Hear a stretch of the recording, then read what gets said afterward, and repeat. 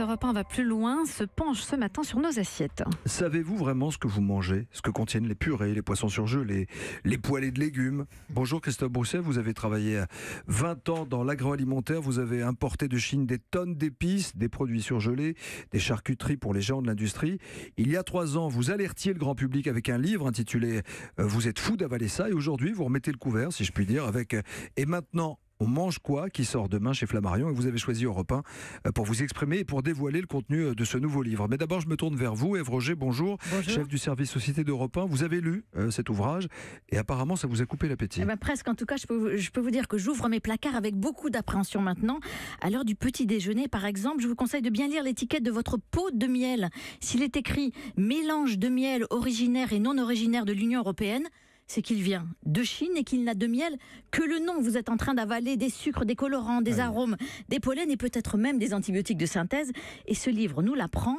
Un pot de miel sur 3 vendu en grande surface en Europe est frauduleux. Rassurez-nous juste, tous les aliments transformés ne contiennent pas systématiquement des ingrédients frauduleux. Non, bien sûr. Ouais. Il y en a bien qui contiennent aussi des produits avariés.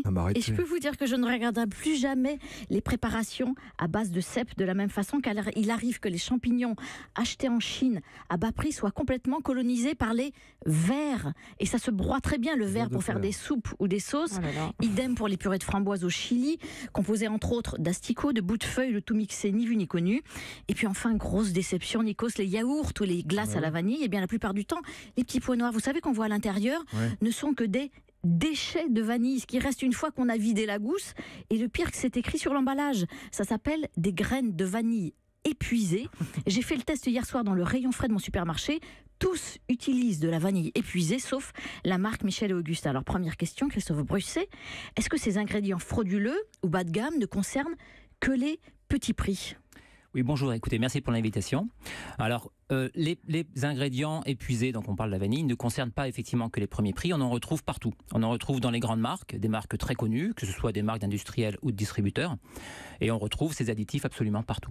Alors Christophe Brousset, vous dénoncez l'usage massif d'additifs par les industriels, vous parlez de conservateurs, de colorants, d'arômes, mais certains sont autorisés par la loi.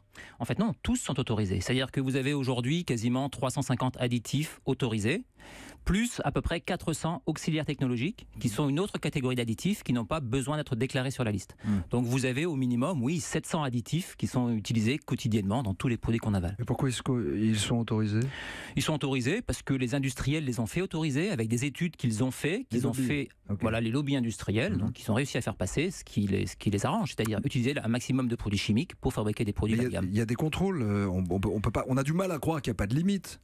En fait, des contrôles sur des produits autorisés, si vous trouvez un produit autorisé dans un produit alimentaire, il n'y a rien à dire. C'est-à-dire que c'est autorisé. Le problème, c'est un problème politique. C'est-à-dire on autorise trop facilement des produits dangereux pour la santé. Est-ce que la loi alimentation, agriculture qui est en discussion peut faire changer les choses ? Absolument pas, puisqu'en fait la principale mesure c'est l'augmentation de la marge minimum des supermarchés, donc avec une marge de 10%, et c'est une chose qui va aller directement dans la poche des supermarchés, et ni dans celle des producteurs, ni dans celle des entreprises qui le méritent, et encore moins des consommateurs.